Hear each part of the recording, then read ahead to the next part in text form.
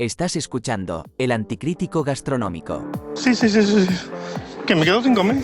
Esta berenjena ha salido con nariz. ¡Quiero mi bocadillo! ¡Quiero mi bocadillo! ¡Y ya todavía sigues comiendo!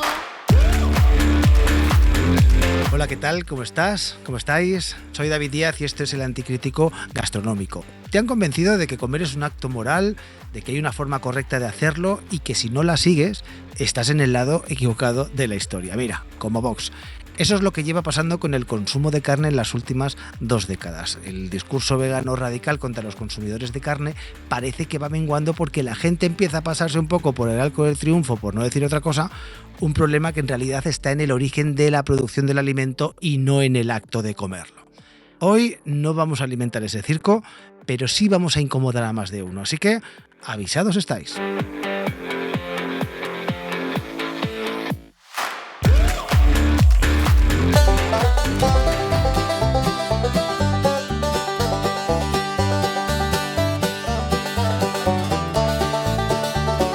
En ciertos círculos culturales pedir un chuletón empieza a ser algo pues probablemente clandestino. Es que prácticamente tú pides un filete y es como, no sé si estuvieras pidiendo un porro, unos condones, plutonio, a saber. El caso es que, bueno, pues hace unos episodios atrás hablábamos con María José Fuente Álamo sobre su libro, ¿os acordáis? La hija del carnicero, Círculo de Dietiza Editorial. Ya estáis comprándolo en el kiosco porque, bueno, invertiréis en cultura, no es publi, es una amiga. Pues hablábamos precisamente del consumo de carne y hoy, dicho esto, que volvemos de nuevo a hablar del consumo de carne, pero en este caso vamos a hablar de la carne, del consumo de carne consciente en la era del veganismo comprometido. Bueno, comprometido y un poquito desmadrado, todo hay que decirlo. Y para hablar de esto, tengo una invitada súper molona, súper molona, que se mueve con mucha comodidad precisamente en territorios incómodos. Y ella es Elizabeth García Iborra. Amiga, ¿qué tal? ¿Cómo estás? Muy bien, encantada de estar aquí contigo. Pedazo de presentación te he hecho, ¿eh? Es un placerazo. Bueno, eres periodista, divulgadora, una de las figuras que en esta última semana seguramente todo el mundo habréis visto en todos los medios de comunicación, porque, chicas, que era abrir la prensa o abrir internet o las redes sociales y aparecía tu cara hablando de carne. Bueno, en el Español, en El Mundo, en El Heraldo, ¿qué ha pasado? Eres la estrella del momento. Bueno, básicamente es lo que tiene ser la única con una profesión como la sumillería de carnes, ¿no? La sumiller de carne. Ha llamado la atención de la prensa y, bueno, pues maravilloso que se difunda para que todo el mundo sepa en qué consiste y para que haya más. Bueno, ha llamado la atención porque al principio, pues claro, puede parecer una absoluta marcianada, pero claro, tiene su sentido. Ahora hablaremos largo y tendido de lo que es la sumillería de carne, porque yo tengo unas ganas de saber qué es lo que haces como sumiller de carne y qué es lo que hace tan especial ser la única sumiller de carne en España. Uh-huh. Hablaremos largo y tendido, pero ¿qué pasa?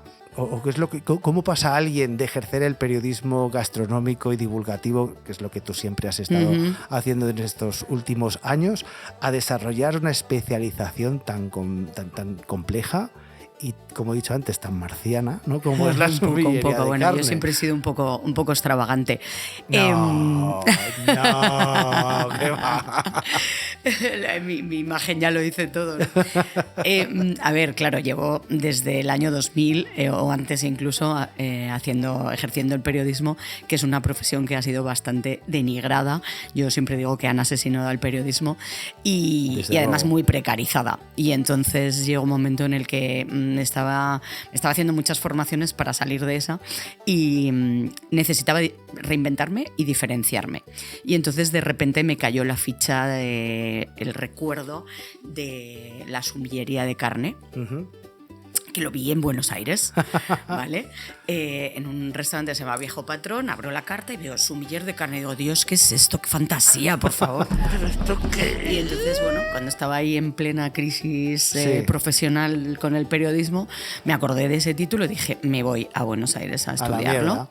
Efectivamente. Y nada, pues me he ido como 9 meses. He estado estudiando la carrera primero virtualmente aquí en España y luego ya 9 meses para hacer las prácticas. Porque las prácticas las haces comiendo carne. Obviamente. Básicamente. No te veía yo comiendo acelgas allí, te digo. Entonces, pues bueno, así ha sido.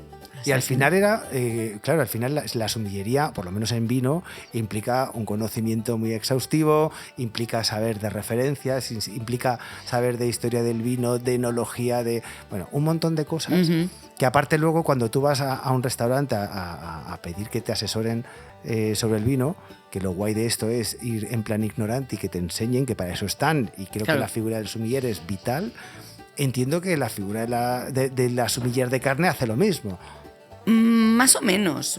Sí que, o sea, la idea es que haya formación de sommeliers de carne para que haya más en todos los restaurantes. Porque en España no hay, ¿no? No hay.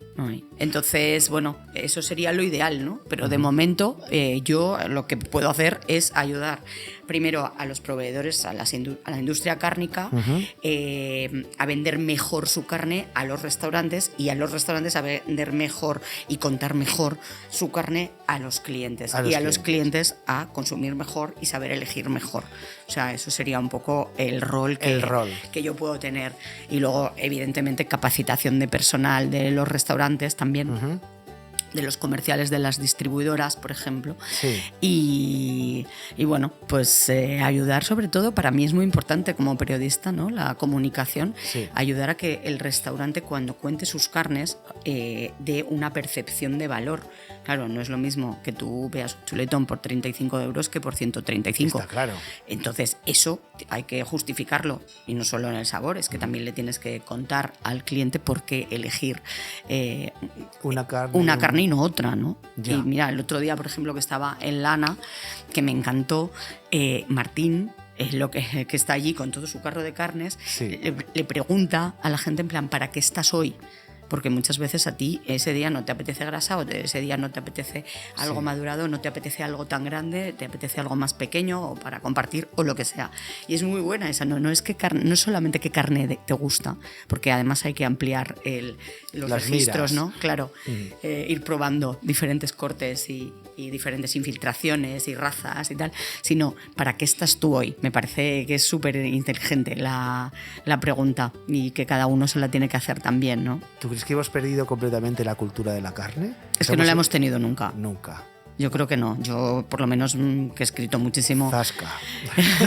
He escrito muchísimo sobre carnes y tal, porque esto ya viene de antes, ¿no? Sí. Al hacer la carrera me he dado cuenta que realmente lo único que sabemos hacer es masticar. Mover el bigote. Sin ni siquiera elegir las carnes, ¿no? Entonces, sí, creo que tenemos que ampliar mucho la cultura cárnica, totalmente. No pizza, solo Club Calas. Elizabeth, hay una expresión que tú utilizas y que me parece súper interesante, que es la del carnívoro consciente. Que además me ha parecido tan flipante que le hemos puesto del título del podcast, así, zasca, trocotró. Ya de entrada es una expresión que provoca y que yo creo que está rompiendo ese relato que estamos, entre comillas, sufriendo en las últimas décadas. Hoy parece que la conciencia alimentaria está monopolizada por un lado por el debate ideológico, y por otro lado por la cultura o incultura que tenemos de la carne. Pero tú planteas otra cosa. Explícanos primero, para que nos entendamos, imagínate, tabula rasa, ¿qué es el carnívoro consciente?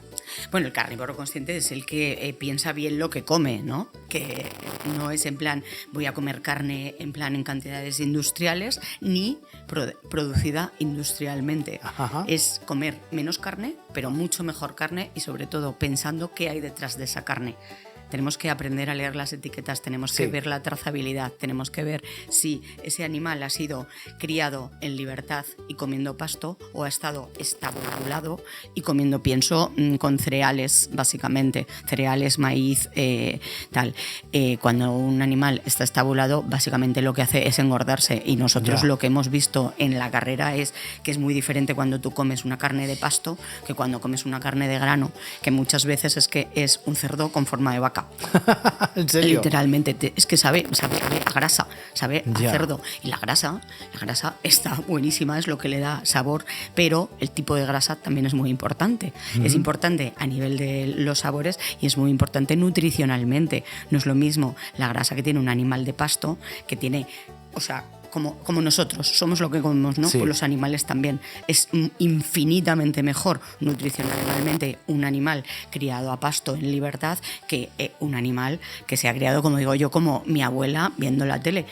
Es que la pobre mujer solo comía y veía la tele, y como ya no se movía, pues ¿qué hacía? Pues engordaba. Claro. Bueno, y aparte también, corrígeme si me equivoco, hablamos también de los piensos químicos, hablamos también de las hormonas que dicen que están prohibidas, a... están prohibidas, no, Sí, se, sí. no se debe, o sea, No se debe. y además hay análisis sanitarios en Sí. ese sentido, hay mucho control. Pero con en eso. España. En España, en Argentina también, Sí. o sea, en la mayor parte de los países civilizados de los cuales recibimos carne, hay un control absoluto. ¿Pero hay hormona en algún país? Em, ¿O se cuela hormona o...? Que llegue aquí lo dudo muchísimo, porque Sí. hay análisis de eso. Ajá. O sea, entonces no sé si en otros países, pero te voy a poner un ejemplo del control que hay.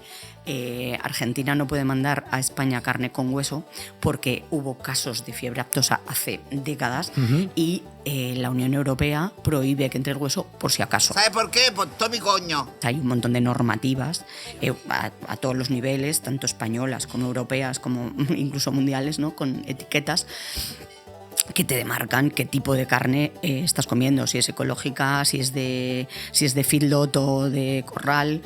Bueno, para mí, el carnívoro consciente lo que tiene que defender es la regenerativa. La regenerativa. Pero es que ahí es donde tenemos el gran debate con los veganos. Los veganos piensan que cualquier tipo de ganadería, o sea, comer animales en sí, es negativo para el planeta, y eso es un error, porque lo importante, o sea, no es mejor un monocultivo de soja, donde hay Ya. pesticidas, donde hay un montón de productos que se están cargando el propio ecosistema.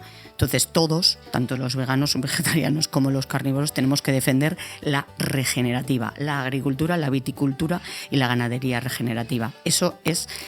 Por ahí tiene que pasar el futuro del planeta. Y entonces los consumidores, yo pienso que nuestra responsabilidad es buscar ese tipo de carne regenerativa. ¿Para qué? Para estimular a los ganaderos a apostar por ella. Sí, porque una de las cosas que cuentas, me ha venido a la cabeza con lo que estás contando, es la historia esta de los dos vecinos. Es que es buenísimo, claro. Cuéntanoslo. Claro, Yo me lo he leído, pero quiero que lo cuentes. El ganadero que apuesta por la Sí. regenerativa, lo que está haciendo es básicamente mantener el ecosistema que hay alrededor, ¿vale? Y con eso se obtiene un montón de carne con la que alimentas a un montón de gente. El monocultivo de soja, lo que pasa es al contrario. Como al echar pesticidas, al pasar que me va a salir el tractor para arar y todo esto, lo que hace es cargarse todos los animalitos, todo el ecosistema que hay alrededor. El agente funerario debe conseguir clientes y para ello es de vital importancia estar en el lugar oportuno. Y mira, o sea, queriendo tú hacer un bien, ¿no? Que no mato animalitos, al final te estás cargando muchos más. Yo respeto absolutamente todas las posturas, pero cuando alguien nos viene desde ese veganismo exacerbado, Exacto. ortodoxo, que te mira con cara de asesina como si tú estuvieras cometiendo el mayor de los crímenes. Tal cual. Y claro, luego le sacas temas como, por ejemplo, digo, vale, ¿qué ha pasado con el cultivo de la soja en el Amazonas? Claro. ¿No? Que, por cierto, de esto comen un montón de, ya no familias, empresas que tienen supermercados grandes, que todos conocen, Mercadona. Lo dijo. Lo dije. Pero por ejemplo. Por ejemplo, Por ¿no? ejemplo. Es uno de los ejemplos, porque al final no es que Mercadona viva de la soja, todos los supermercados han hecho de la soja un auténtico Total. gallina Pero bueno, de que huevos pasa lo de mismo oro. con los aguacates, que amamos los aguacates. No hay nada mejor que un chuletón con un aguacate y un tomate al lado, eso es gloria bendita. O sea, pasa en general con todo, por eso, de verdad, insisto, en el mundo ahora mismo la regenerativa es más o menos entre un 1 y un 5. Sí. Tenemos que fomentar eso, básicamente, Desde pero luego. a todos los niveles. Y eso es lo que tienen que defender los veganos. Regresando a mi amiga María José Fuente Álamo, que yo la amo, que la quiero mucho, ella es mi periodista de la carne, ya tengo 2 periodistas de la carne, visto? tengo el corazón dividido y repartido ahora mismo. Pues ella, bueno, hablábamos en el episodio de Dime qué carne comes y te diré quién eres, cosas muy interesantes que nos contaba ella, como hija de carniceros que es, y pues nos dijo que bueno, que la carne tiene una cultura gastronómica muy grande detrás, que ha ido desapareciendo del imaginario colectivo de la sociedad y que a día de hoy la gente no sabe lo que está comiendo, la gente que coge ese blister, ¿no? Sí. que decía, y no sabe de dónde viene la carne, no sabe el corte, no sabe la raza. Que a ver, que tampoco es necesario que sepamos todo a pies juntillas, pero saber de dónde viene, tener... Sí, hombre, saber lo que te vas a comer siempre es muy interesante. Y creo que ella también lo decía, ¿no? Es que tú la carne que estás comiendo en el supermercado muy probablemente va a ser de la que hay de corral, de la que está estabulada, porque es la manera de producir de forma más barata, más masiva y más rápida.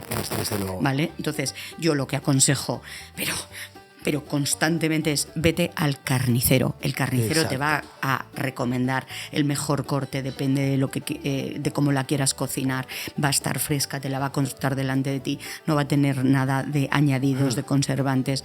Es que, por Dios, o sea, yo en el supermercado compro las cosas, digamos, de limpieza, de, yo qué sé, la sal, cosas así, pero los alimentos se compran en la carnicería, en la pescadería, en la verdulería, porque es la única manera de alimentarnos nutricionalmente de forma positiva. Es que todo lo demás te estás metiendo ultraprocesados.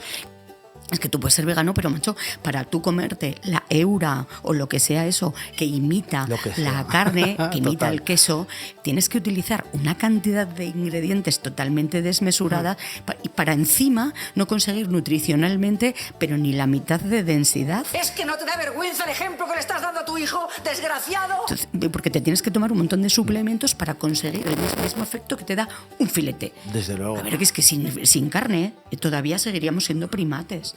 O sea, fue gracias a la carne que se empezó a desarrollar la inteligencia humana. Y tú la estás eliminando de tu dieta y de la de tus hijos. ¿La carne o la inteligencia?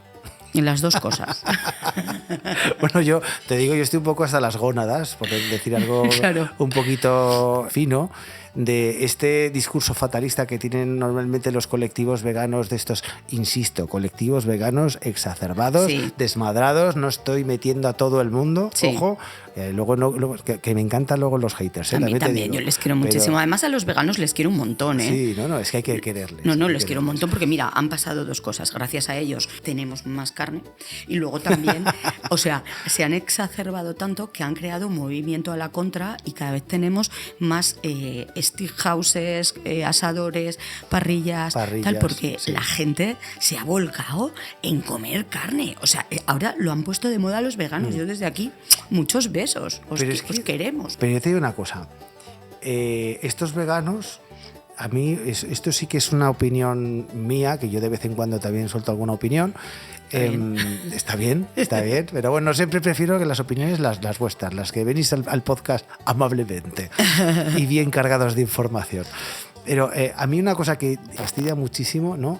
Es que nos están intentando enseñar a vivir en el planeta, pero nos están enseñando a vivir bajo sus normas, bajo su moralidad, que ojo, efectivamente yo soy muy animalista, yo estoy muy a favor de que evidentemente tengamos políticas de bienestar animal. Bueno, pero eso desde ya.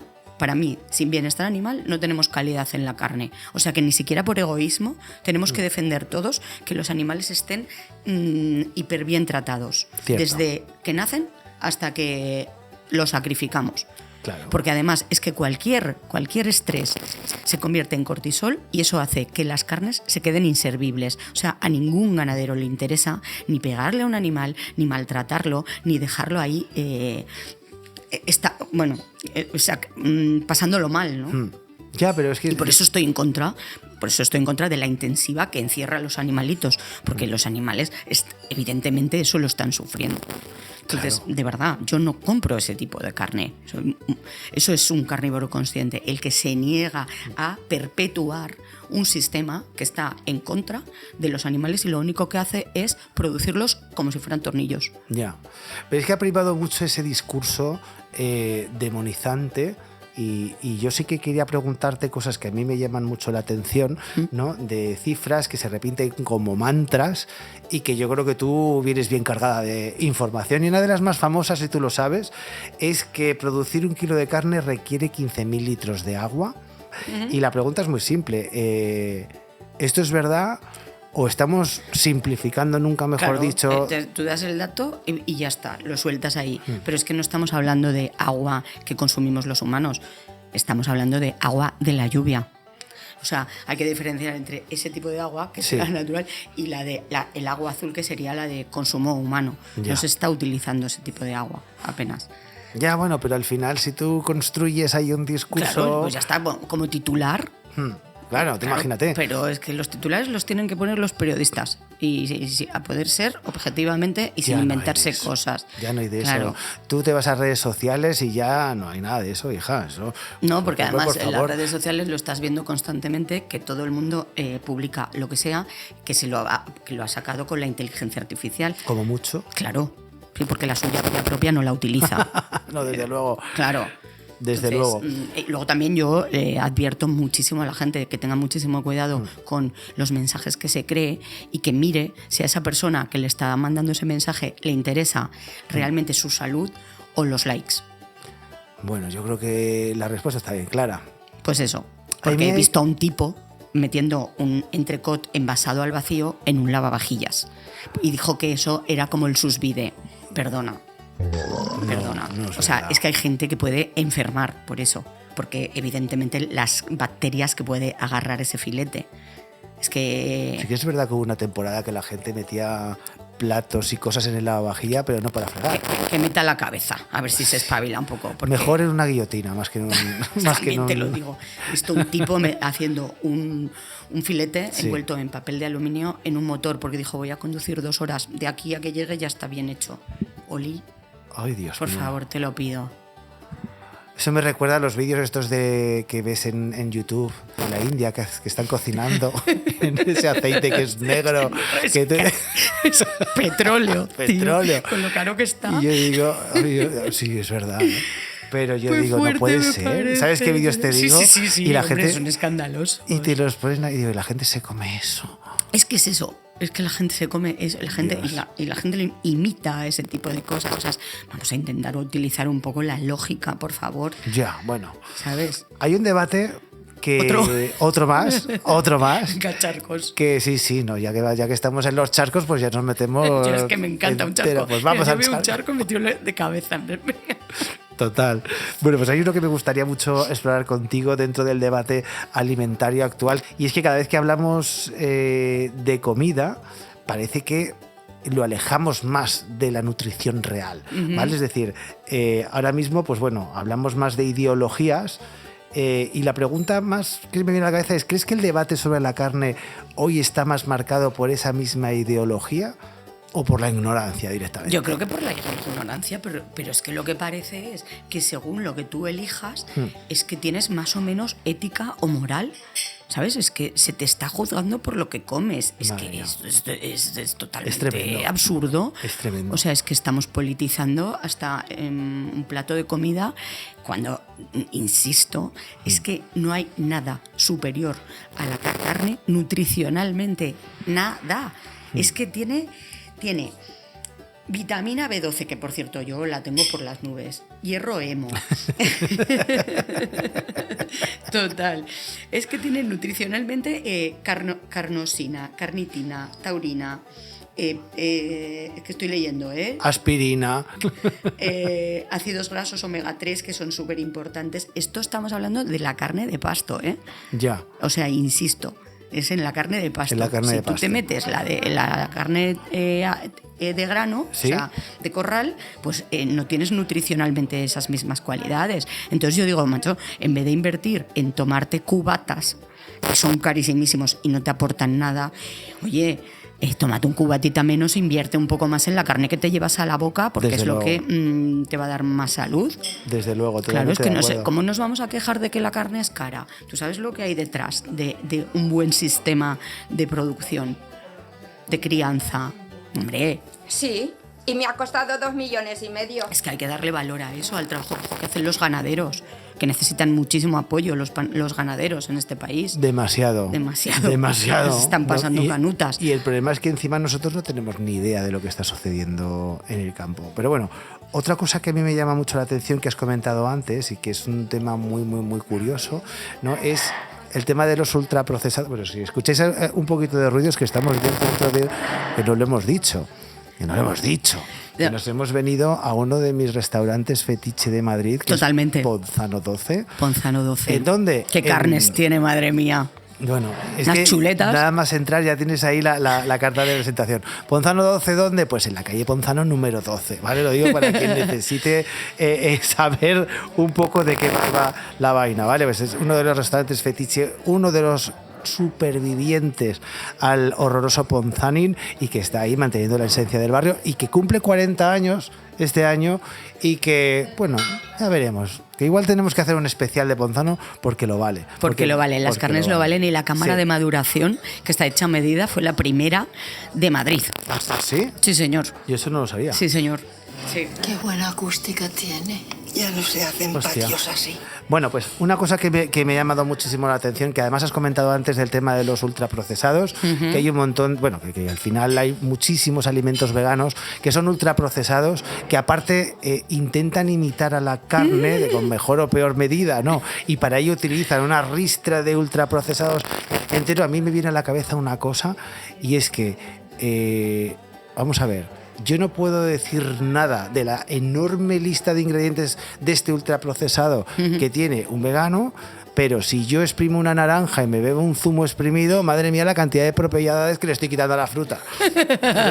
Aquí hay algo que se me ha perdido. En este discurso estoy un poco perdido. Es que hay un montón de incoherencias. Pero mira, absoluto. te cuento una anécdota que me pareció muy divertida. Cuenta. Estaba haciendo un reportaje, yo hacía muchos reportajes en el diario.es ¿Sí? sobre recetas. Y entonces le pedí a una nutricionista vegana ¿Sí? que me hiciera unas recetas especiales para mi reportaje. Bueno, es que era imposible porque tenía tal lista de ingredientes para hacer una hamburguesa de lentejas, Sí. por ponerte un ejemplo, que claro, es que una receta me ocupaba todos los caracteres del artículo. Madre mía. Claro, me pasó 10, digo, pero si es que te tendría que publicar 10 artículos con una receta cada uno. Qué locura. No, es que era brutal la cantidad de ingredientes que tenía que utilizar esa mujer para acercarse en el sabor, más o menos. Pero si no te gusta la carne, pues no comas cosas con sabor a carne o a queso.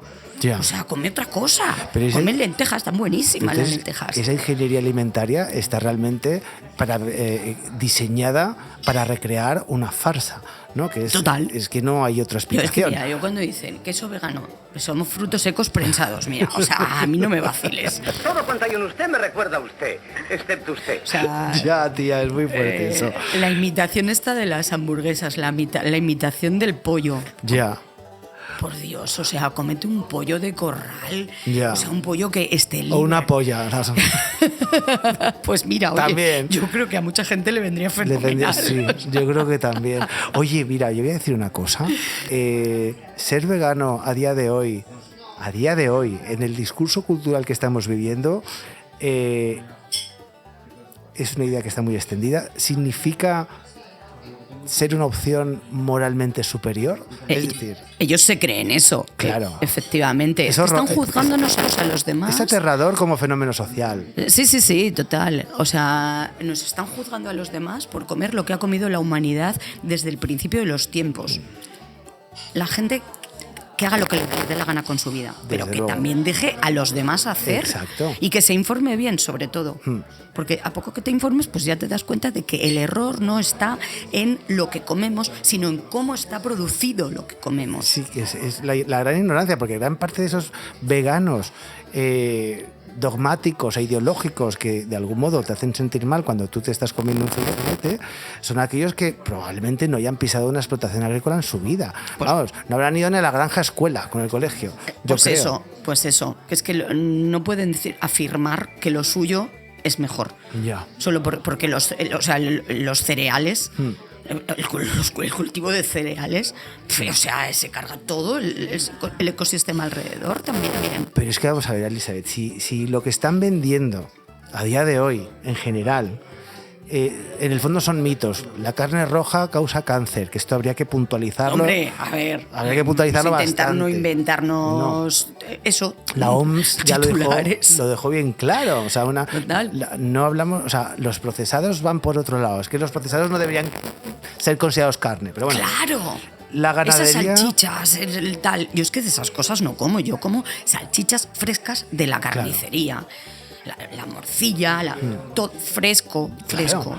Intentando evitar todos esos ingredientes, conservantes, etcétera, que ahí es donde se nos cuelan un montón de ingredientes que sí que son cancerígenos. La carne roja causa cáncer, la ganadería destruye el planeta, la carne es innecesaria, podemos vivir perfectamente sin la carne y no y el necesitamos... ozono se lo cargan los pedos de las vacas, pobrecicas mías.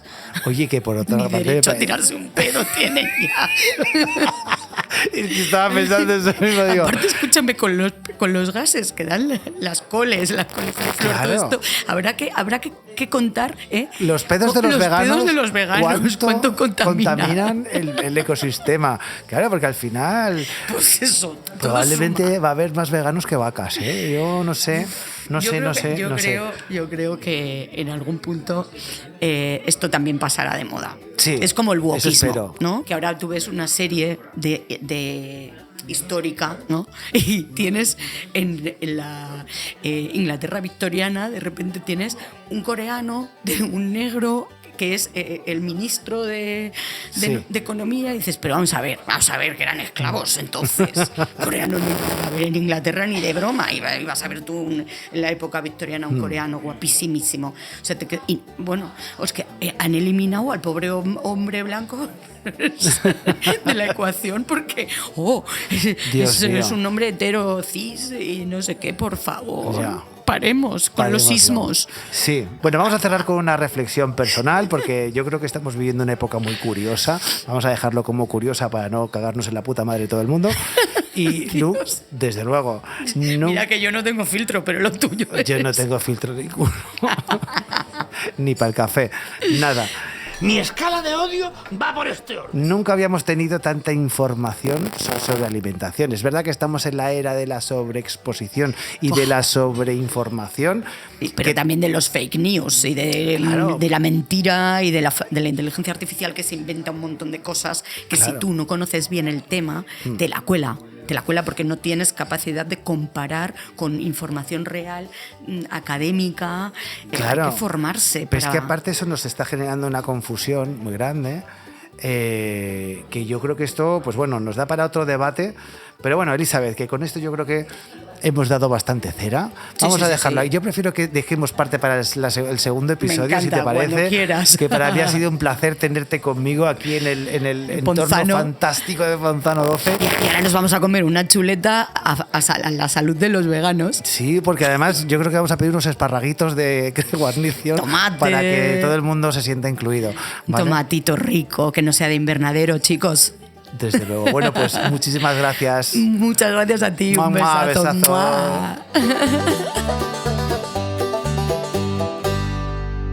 Estás escuchando El Anticrítico Gastronómico.